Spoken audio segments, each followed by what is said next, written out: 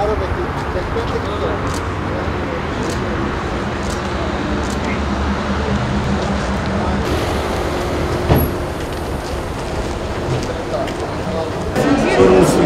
Hoş geldiniz, sefalar getirdiniz.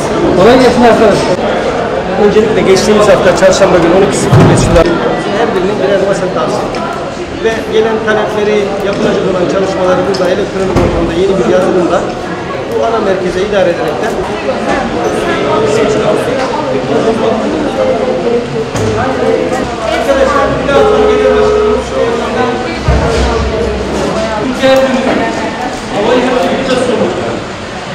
Havamızı temizleyen olmalarına bir yapması hepimizin ciğerini yapar. Bize soran olsun diye sizi ziyaret etmek istedim. Kolay gelsin.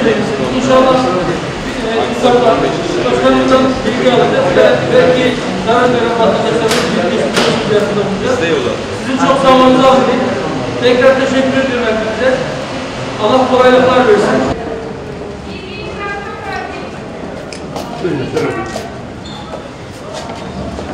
Ulaşana kadar. İsmail Bey geliyor mu? Sayın Genel Başkanımız bilgilendiriyor. Ki sağdan siz arayın. Gel. Bizim ciğerimiz yanıyor. Küresel bir kuraklıkla karşı karşıyayız. Bu yangınlar bundan sonra her zaman devam edecek. Ülkemizin her tarafında, hatta dünyanın her tarafında. Dün haritaya baktıysanız Ukrayna'da, Romanya'da, Bulgaristan'da çok benzer yangınlar var yani. Bu kaçınılmaz bizim bir kaderdir yani.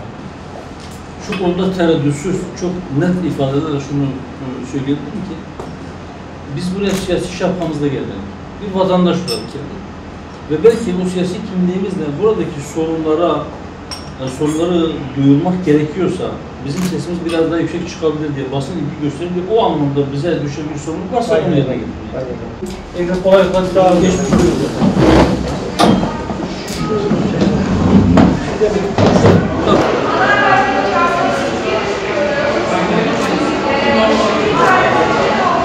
Malumunuz bir hafta aşkın bir süredir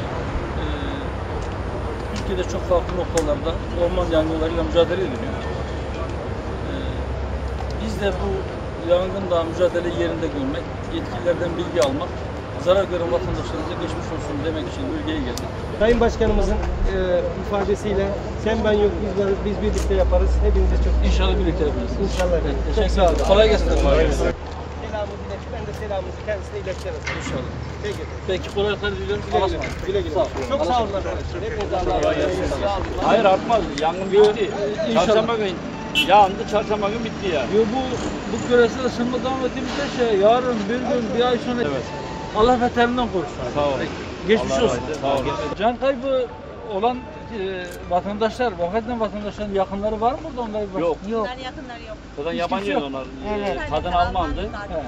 He. Erkek şeydi. Onun yabancı devlette bir tane varisi varmış. Evet. O da pazar günü gelecek herhalde. Pazar günü defin işi yapılacak herhalde burada.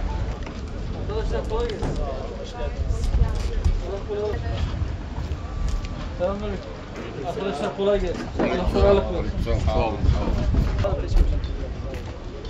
Allah kolaylık versin.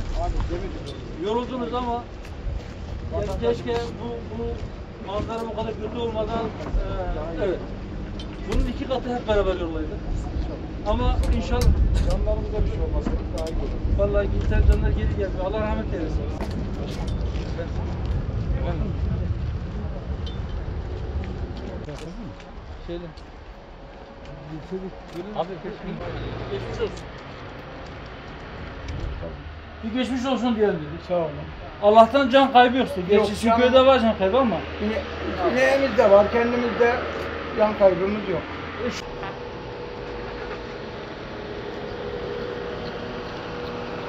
Tamam. Kötü yani. Şu caminin dibindeki ev, kayınpederimin evi, ilerideki bahçedeki ev bizim ev. Ağacım, daşım, eklim, diklim, hiçbir şey yok. Zaten evim yansa da ağaçlarım kalsaydı bir çadır kurar otururdum. Değil mi? Evet, bir çadır kurar otururdum. Hiçbir yere gitmezdim. Beterinden konuşuyoruz. Tekrar geçmiş olsun. Allah'tan sizde can kaybı yok. Yani bu dediğiniz şeyler hepsi biliyoruz. Onu biliyoruz. Öyle hani şey olarak, aile olarak. Allah kolaylık versin. Sağ olun. Allah razı olsun. Tekrar geçmiş olsun.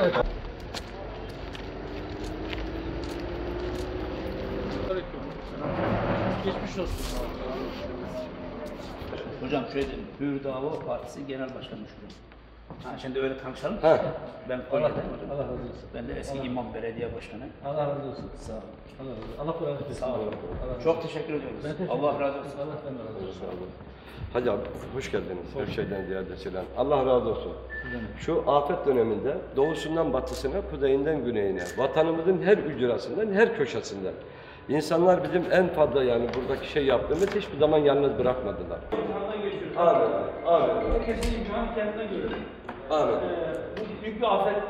Bu afet zamanında sizin de dediğiniz gibi doğrusu batılısı, Türk'ü, Arap'ı, Latif şekleti. Hiç Kuzeylisi, güneylisi. İnnemel müminine ihvet diyen yani Müslüman kardeşim, benim Müslüman kardeşim diyenin hepsini burada görüyor.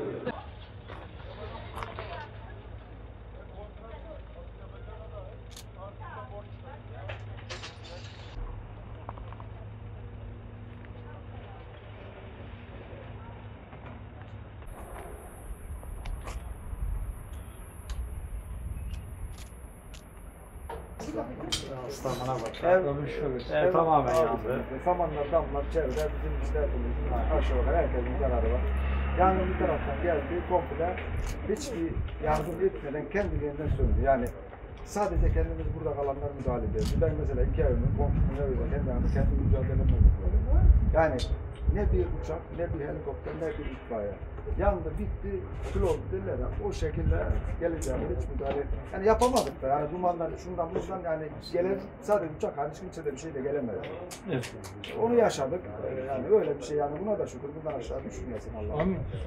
Gelip geçti bak mesela mezarlıkta zemin yanmış. Aynen. Ağaçlar kavrulmuş ama tutuşmamış ağaçlar. Yani, Yani bir de işte bir tarafa. Şimdi o da olabilirdi. Eğer o koca ağaçlar tutuşsaydı Aynen. böyle bir tane iki tane helikopterle şimdi bu kadar bir de bu kadar geniş bir alanda yangın olunca her bir tarafa yetişmek bazen mümkün olmaz. Ya Ödemiyorsun. böyle. Allah beterini korusun. Sağ olun. Sondajlar başında jeneratör var. Niye? Otellerde su kesilmesin. Evet. Ya orada insan da buraya insan değil mi? Gavura hürmet var, Türkiye hürmet yok. İnsanlara burada köylüye bir hürmet yok. Allah sonunda ayırsın. Tabii her insan değerlidir. Bizim önce bunu anlamamız. Evet, ya herkes insan değerli ama Hatta yani köylü olmazsa hepimiz aç kalırız. şehir köylü olmazsa şehir ne yapacak? Aç kalacak. Ha. Yani o otellerdeki turistler de dahil şehirlerdeki insanlar siz burada hayvan üretmezseniz, siz burada işte tavuklarınız olmazsa, yumurtalarınız olmazsa, ağaçlarınız olmazsa, zeytinleriniz olmazsa ne yiyeceksiniz? Süt olmazsa şehirdeki beton arbanın içinde oturan insanlar ne yiyecek? Hiçbir şey yemez. Rabbim beterinden korusun. Abi inşallah. Sizin herhalde hayvanlar benim, yanı. evet, ev gitti, hayvanlar telef oldu. Yapacak bir şey yok. Ama biz en büyük sudan sıkıntı çektik. Evet. Su, yangınla birlikte suyu kestiler. Yani bilinçli bir şekilde kesildi. Ben buna inanmıyorum yani. Bu bilinçli kesildi su. Ben Asat tarafından. Ve depo benim köyümde. Burada. Evet. Kaç kilometre? Yani isteseler yüzeyden su çekerler. Buraya halkı yani mağduriyetini giderirler. Evet. Ama yapmadılar. Ya boruda hava var. Havasını alamadık. Bir tür mazeret uydurdular. Biz Manavgat çayından duş aldık. Burada. Evet. Gittik. Duşu oradan kömürün içinde burada. Suyu salmadılar. Şu anda Daha akşam gibi bir haftada yeni geldi su. dün akşam su geldi. Dün akşam. Bilinçli bir bütün köyler. Hep Peki kapattılar. yani sizce niye? Niye kapattı abi bunun sorusunu sormasa devlet sorması lazım. Avasu köyünün kendi cazibesiyle geliyor suyu, su kapalı. Gebece köyünün kendi cazibesiyle geliyor, bu taraf şeyi kilitlemiş. Nasıl kilitler? Bunun hesabını niye sormuyorlar? Bu köy niye gelmiyor? Asap nerede? Asap yok. Bakmıyor kimse tarafı. Su vermiyor abi. Bu Mevlin memleketi, bu evre yanan susuzluktan yandı. Ağır yandı, mallar yandı.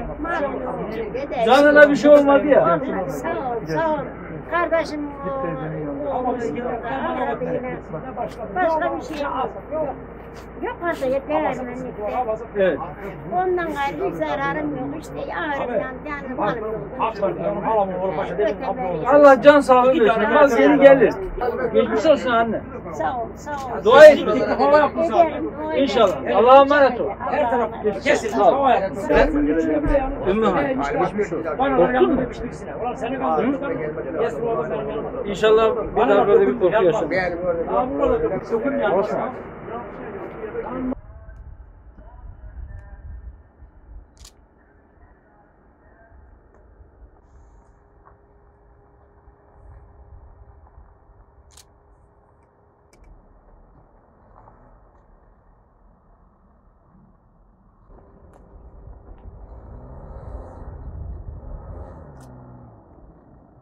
Abdurrezzak aldı, Abdurrezzak.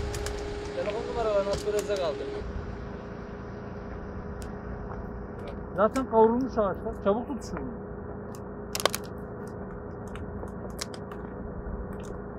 Aman ya bir kavruyor. Sen basın bunu yetmez mi?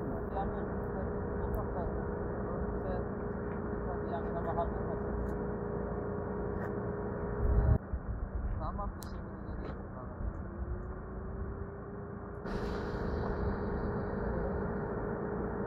Ne yapalım, kaderimiz böyleymiş.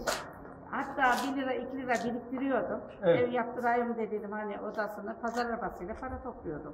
Hani çöpten ekmeğimi çıkarıyordum. Evet. Çocuklarım okuldayım, liseye gidiyorlardı. Evet. Hem dedim orayı yaptırayım derken parayı da unutmuşum, biriktirdim. Onu da yaptık, otura koyduk. Ablam dediler hepsi geri gelir. Allah can sağlığı Amin. versin. İnşallah Amin. evet bu musibettir, evet yara derindir, evet hasar çoktur, büyüktür ama inşallah el birliğiyle bu işin altından İnşallah. kalkacağız. İnşallah. Rabbim can sağlığı versin. Allah bir daha böyle acılar yaşatmasın. İnşallah. Yani evin altı böyle komple yandı. Çok hasar gördü. Çürümüş herhalde ev. Tak tak ediyor direkleri şeyleri. Bir şey zaten o çürümüş de onu yıkarlar. Yıkılacak, Zaten- bizimki de yıkılacak ev. Yandı. Bahçem vardı bir dönemin içinde. Yani 200-300 ağacım vardı. Her çeşit ağacı diktiydim ben 15 senesindir. Şu çocuğumun doğumunda benim çocuğumun biri hastanedeyken biri oldu. Bu oldu. Öbür çocuğumu babama bıraktıydım. Çocuğum en büyük oğlum öldü. Dumanarladırma'da denizin birleştiği yerde. Orada boğuldu, öldü. Kendimi bahçeye adadıydım ben. Ama bahçemde de hiçbir ağacım, hiçbir şeye kalmadı.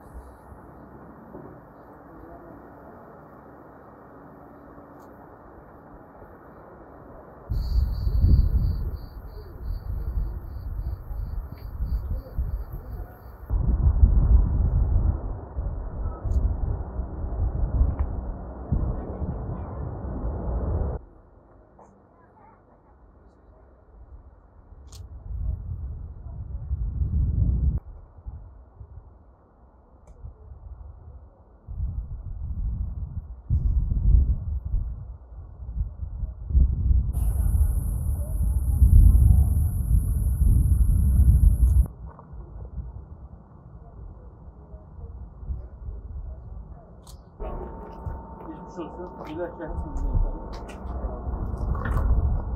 Muhtar yokmuş herhalde. Bizlerle acılarını paylaştınız. Vazifemiz mecburuz. Elimizden bu geliyor. Keşke Yani. daha fazla şey gelseydi onu yapabilseydik. İnşallah. Tedbirler Şimdi bu dikkat benim edelim. acımda geldiğimde olmaz. Her sene bekliyorum kardeşim. Kapımız açık. İnşallah, inşallah. Yani İnşallah. biz merkez nerede? Merkez Ankara'da tabii. Ankara'da. Evet.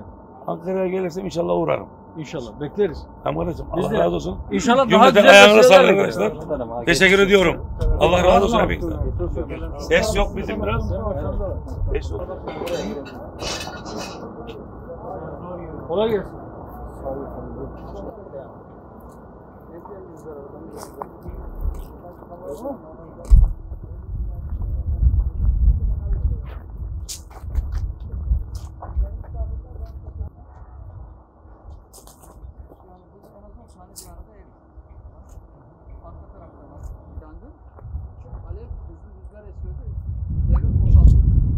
Geçmiş olsun.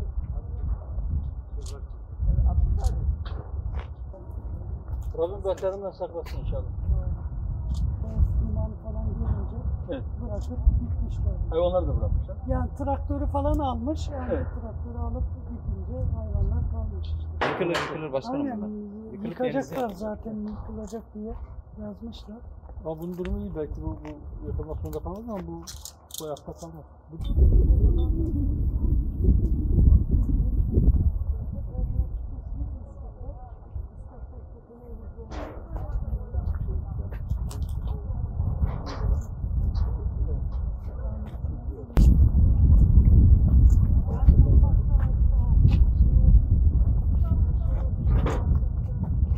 Isıyla çalışan bir alet. Şu ütünün tabanının geldiği hali erimiş. Yani ütünün tabanı bu hale geldi. Bu da ütü. Ütünün tabanı. Yani mevcut sıcaklığın çok üstünde bir sıcaklığı var ki eritmiş o.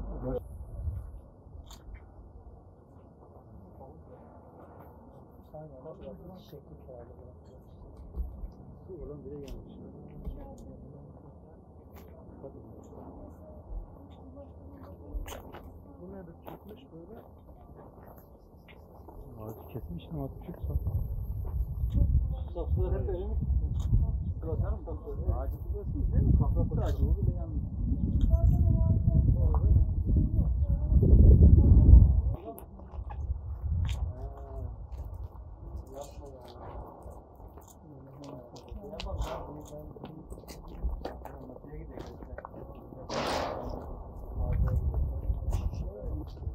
Camın erime derecesi ne kadardır biliyor musun? Camın erime derecesi sevdiğimizden çok farklı. Cam 3000 derece oldu.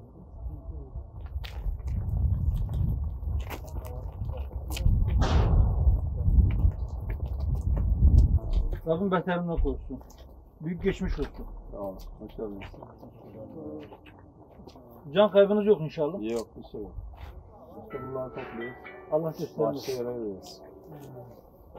Allah yardımcınız olsun. Sizin için yapabileceğiniz bir şey var mı? Ne kadar işte. Bilmiyorum. Niye yaptırabilirsek. İnşallah bu yıkılan hazır görülen evlerle ilgili o konuda yaptıracak. Yaptıramazsa kendi çabamızla yaptıracak. İnşallah olur. Allah'a emanet olun. Allah'a emanet olun. En büyük Bunu gördük biz. Yarım yaşında. Evet. Ufak tefek olurdu kendi çabamızla söndürürdük. Ama bu çok direkt asfalta iniyor. Çok yaygın olunca bir de rüzgar herhalde o zaman şiddetliymiş. Çok şiddetli. Evet. Şiddetli rüzgarda ateşin önünde bir şey durmaz. İnşallah yok. Allah korusun. Peki. Arasın. Eli yanmış. Bizim de yanmış. Geçmiş olsun. Allah'a emanet. Grup bu köyün içindeydi. Demirci.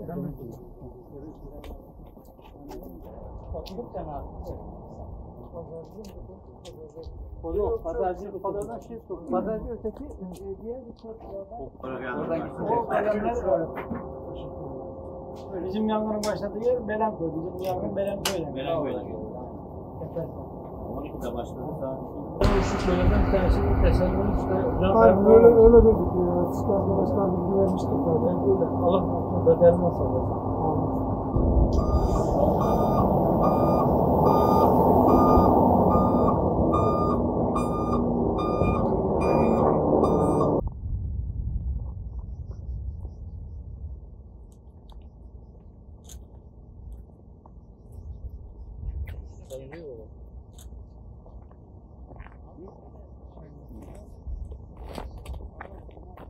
O taraf görünüyor mu acaba? Abi yok buradan çok görünmüyor. Belki burunlardan, oralardan belki şey görünür, uzaklık görünür.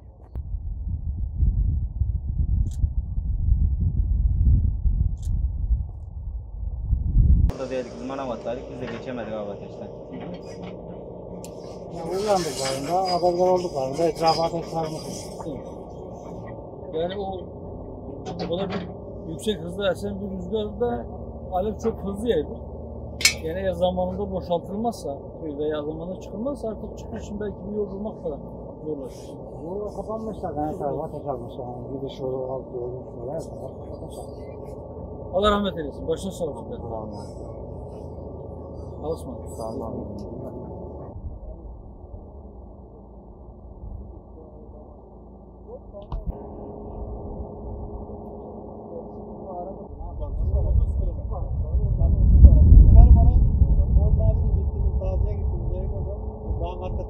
Burası Burada 2 katlı bu bomba tarzı yer vardı, ev vardı. Bu komple yandı, sıfır oldu. Yani tahtadan bir kutu. Evet. Bu taraf mutfak bölümüydü. Ondan sonra çay yeri burası. Burası da üstünde yine tahtadan yer var. Burada yine tahtadan yer var.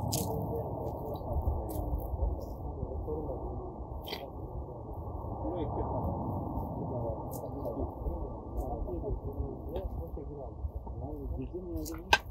Burada sabah 5 gibi hemen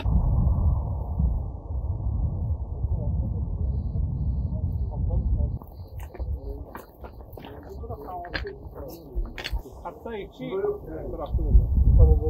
Aynen. Aynen. Bunu bırakmışlar. Allah beterinden korusun. Yani Allah'tan can kaybı yok. Yok. Rabbim muhafaza etsin. Bizi bir daha ateşle azaplandırmasın. İmtihan da etmesin. Zordur.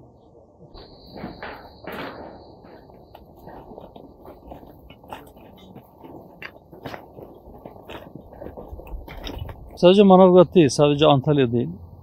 Son bir hafta, son 8 gün içerisinde resmi açıklamalara göre 138 ayrı noktada 30'dan fazla ilde yangınlar çıktı maalesef. Belki en büyük hasarın oluştuğu yerlerden bir tanesi Manavgat. Bugün sabahtan beri hem Afet Koordinasyon Merkezi hem bu yangından zarar gören vatandaşlar hem de yakınlarını kaybeden vatandaşları ziyaret ettik. Yanan yerleri gezdik. Gerçekten zarar çok büyük. Büyük bir afet. Ve yine olayı yaşayanlardan, olay anında o yangının ortasında kalanlardan edindiğimiz bilgiye göre 2-3 saatlik bir zaman dilimi içerisinde 30 kilometreden daha fazla bir hızla ilerleyen bir yangın söz konusu. Tabi bu kadar şiddetli esen bir rüzgar ve bu kadar hızlı yayılan bir yangına müdahale etmek de, özellikle karadan müdahale etmek de çok kolay değil. Hatta imkansız diyebilirim. Arazi yapısında göz önüne aldığımızda. Çok engebeli bir arazi. İnişli çıkışlı yollar. Hatta bazı yerlerde yol yok. Kayalık bölgeler var. Böyle bir yerde tek imkan belki havadan bu yangınlara müdahale etmek. Fakat bu yangınlar bize bir şey gösterdi ki bu kadar büyük çaplı yangınlarda kullanılmak üzere hazır edilmiş olan hava araçları yetersiz. Yani yangınlar büyüdüğünde ve birden fazla noktada olduğunda eldeki mevcut araçlar bu yangın çıkan yerlerin tamamına birden müdahale edemiyor, yetişemiyor. Bunlar belki bu yangınlar tamamen söndükten sonra masaya yatırılması ve üzerinde düşünülmesi gereken hususlar. Fakat işin belki acı taraflarından bir tanesi biz şunu gördük ki bu yangınlar üzerinden bile bazı siyasi polemikler yapılabiliyor. Bugün o polemiklerin yapılacağı gün değildir. Belki şu anda herkesin el birliğiyle üzerine düşen vazifeyi yapıp bir an önce bu felaketin sonlandırılması ve bunun doğurmuş olduğu zararların bir an önce giderilmesi. Daha sonra belki bu yaralar sarıldıktan sonra oturup herkesin bunu kendine sorması lazım. Evet, eksik olan şey neydi, yanlış yapılan şey neydi? Bunların üzerinde kafa yorup Allah göstermesin bir daha benzer bir felaketle karşılaşıldığında benzer acılar yaşamamak için veya bu felaketin boyutlarının bu duruma gelmemesi için, bu kadar büyümemesi için neler yapılması gerekir? Hangi hazırlıklarımızın olması gerekir? Bunlar üzerinde belki kafa yormak gerekir. Şunu unutmayalım. Tabiatın dengesini biz o kadar bozduk ki Allah-u Teala'nın oluşturduğu o mükemmel düzen bir şekilde insan eliyle bozuldu. İnsan eliyle bozulduktan sonra artık öyle bir noktaya geldi ki belki bunu geri döndürmek, tekrar eski haline getirebilmek veya o dengeyi tutturabilmek için çok uzun bir zamana ihtiyaç olacak. Ama o zaman gelinceye kadar yani kendi elimizde hazırladığımız felaketleri bir daha yaşamamak için yapmış olduğumuz tahribatı tamir etmek için harcayacağımız zamana kadar bizim benzer durumlarla karşılaştığımızda bunu nasıl önleyebiliriz, zararı nasıl küçültebiliriz bunun hesabını yapmamız lazım. Ama hepsinden önemlisi benzer şeyleri yaşamamak için belki bir daha o mükemmel düzenin, dengenin tahribine fütursuzca kalkışmamamız lazım. Bu konuda daha dikkatli olmamız lazım. Allah bir daha böyle acılar, bir daha böyle felaketler yaşatmasın inşallah.